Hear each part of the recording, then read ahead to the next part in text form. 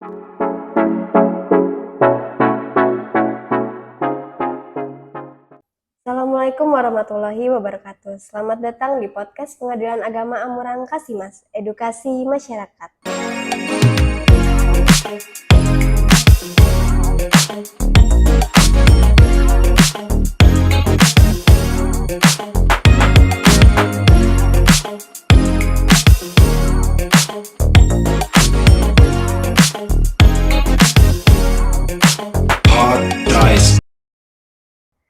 Untuk podcast kami yang kedua ini, hadir dengan narasumber dan tema yang berbeda. Pada hari ini kita kedatangan Bapak Panitera Pengadilan Agama Amurang, Bapak Muhammad Adil, SAG, MHI.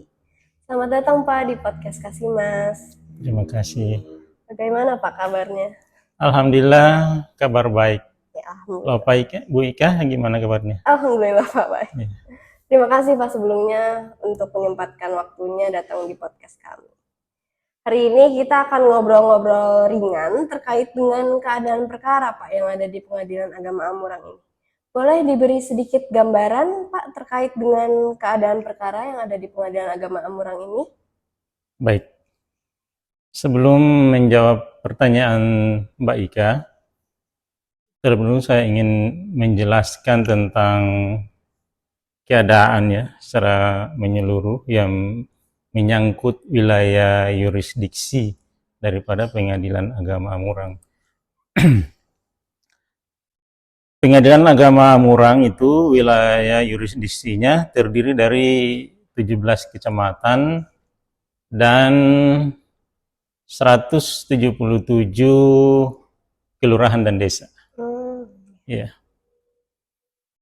Namun demikian, dari 17 kecamatan tersebut yang kantong-kantong muslim yang merupakan daerah-daerah yang punya penduduk muslim yang cukup banyak, ada beberapa saja.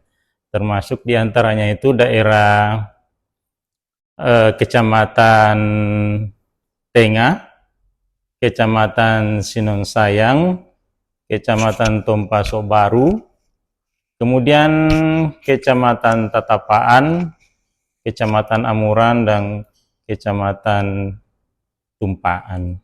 Itu daerah-daerah yang merupakan kantong-kantong umat muslim. Walaupun demikian, keadaan daripada penduduk muslim yang ada di sana itu mayoritas itu pekerjaan mereka itu petani atau nelayan. Ya. Selanjutnya tentang pertanyaan yang tadi ya mengenai keadaan perkara ya. Iya, gambaran. Gambaran keadaan perkara di Pengadilan Agama Amurang. Sampai dengan bulan Mei ini, perkara yang diterima oleh Pengadilan Agama Amurang itu ada sekitar 63 perkara. Terdiri dari 44 gugatan dan 19 perkara permohonan. Jadi sampai bulan Mei ini sekitar 63 perkara itu yang sudah ditangani oleh Pengadilan Agama Amurang, sudah berkekuatan hukum tetap sebanyak 60 perkara dan alhamdulillah sudah diarsipkan. Oke, iya. Mau tanya lagi, kalau ya perkara yang mendominasi di Pengadilan Agama Amurang ini, kalau perkara gugatan itu apa jenisnya sama permohonan itu apa? Yang paling banyak dari perkara gugatan itu cerai gugat. Cerai gugat. Itu paling dominan. Selanjutnya cerai talak ada beberapa, tapi yang paling banyak itu cerai gugat. Kalau permohonan itu saya lihat itu masih isbat nikah. Selanjutnya urutan kedua itu ada dispensasi kawin. Nah itu jenis-jenis perkara yang artinya dominan yang kita terima itu yang demikian. Terkait dengan perkara-perkara tersebut, Pak, apakah ada program khusus yang tujuannya untuk membantu masyarakat yang kurang mampu, Pak? Boleh dijelaskan? Baik, terkait dengan masyarakat yang kurang mampu, sebagaimana juga saya jelaskan tadi bahwa kebanyakan dari warga masyarakat yang menjadi kantong-kantong umat Islam itu pekerjaan mereka itu mayoritas petani atau nelayan. Itu sungguh membutuhkan pelayanan dari pengadilan agama umumnya secara khusus. Di dalam Perma 1 tahun 2014 tentang pedoman pemberian layanan hukum bagi masyarakat yang tidak mampu, itu pasal 4 jelas dijelaskan di situ bahwa ruang lingkup pelayanan di pengadilan itu ada 3 macam, yaitu layanan pembebasan biaya perkara, layanan sidang keliling atau sidang terpadu ya, sidang keliling atau sidang di luar gedung maksudnya. Kemudian ada layanan pos bakum. Ketiga macam layanan ini sebenarnya merupakan program nasional. Ya, program nasional. Kemudian pemerintah mengalokasikan dana khusus untuk melaksanakan kegiatan tersebut. Jadi di dalam DIPA kita itu, khususnya di dalam DIPA 04 itu, di situ kita mendapat alokasi anggaran untuk pertama alokasi anggaran untuk pembebasan biaya perkara, kedua alokasi anggaran untuk sidang keliling, kemudian di situ ada juga alokasi anggaran untuk pos bakum. Alhamdulillah, kalau kita melihat dari per tahun ya, mulai dari tahun lalu mungkin dibandingkan dengan tahun sekarang itu mengalami cukup signifikan. Jadi pada tahun lalu itu kita hanya mendapatkan sekitar alokasi sidang keliling itu cuma 21 juta. Kemudian untuk prodeo itu cuma 7 juta. Sedangkan di tahun 2024 ini anggaran sidang keliling kita itu sekitar 72 juta, dan untuk anggaran pembebasan biaya perkara ada 16 juta. Jadi cukup signifikan ya kenaikannya. Banyak ya, Pak, kenaikannya? Iya, alhamdulillah. Alhamdulillah. Untuk prodeo, Pak, Ya. ada berapa jenis sih prodeo di pengadilan itu? Prodeo itu yang kalau kita lihat jenisnya itu ada 2 sih, ada namanya prodeo DIPA. Itu prodeo DIPA itu anggarannya itu dialokasikan dalam DIPA 04 itu dari pemerintah. Ada anggarannya tersendiri. Tapi kalau prodeo murni, itu tidak ada anggarannya. Jadi itu bebas, ya bebas. Namanya juga prodeo murni ya, berarti tidak ada biaya sama sekali, bebas berperkara. Nah, di sini kita akan jelaskan sedikit ya Mbak Ika tentang keadaan realisasi DIPA 04 kita di tahun ini, supaya ada gambaran kepada masyarakat bahwa keadaan sekarang di PA Murang itu gimana. Nah, untuk triwulan kedua ini alhamdulillah kita sudah melaksanakan kegiatan sidang keliling itu sebanyak 16 kegiatan.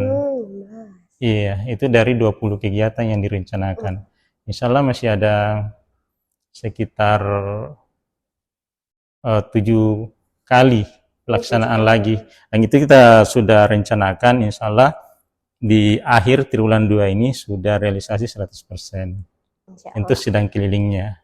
Nah, yang kedua untuk anggaran pembebasan biaya perkara, alokasinya itu tinggal 2 perkara. Insya Allah juga itu akan kita selesaikan di triwulan kedua ini. Dan bisa realisasi 100%. Ya, insya Allah.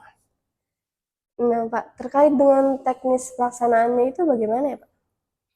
Untuk teknis pelaksanaan eh, prodeo ya, Iya, prodeo khususnya DKI prodeo dan atau sidang keliling ini ya. mm, Kita di Pengadilan Agama Amurang itu sebelum pelaksanaan sidang keliling, jadi kita ada istilahnya program ya, namanya program Lajumas, layanan Jumat bermasyarakat.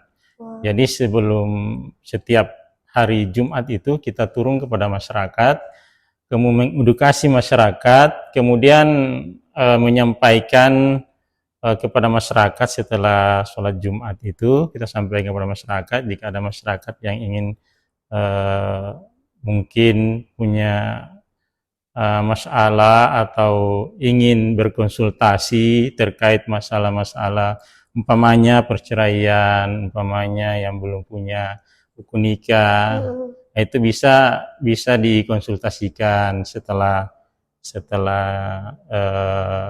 Jumat ini.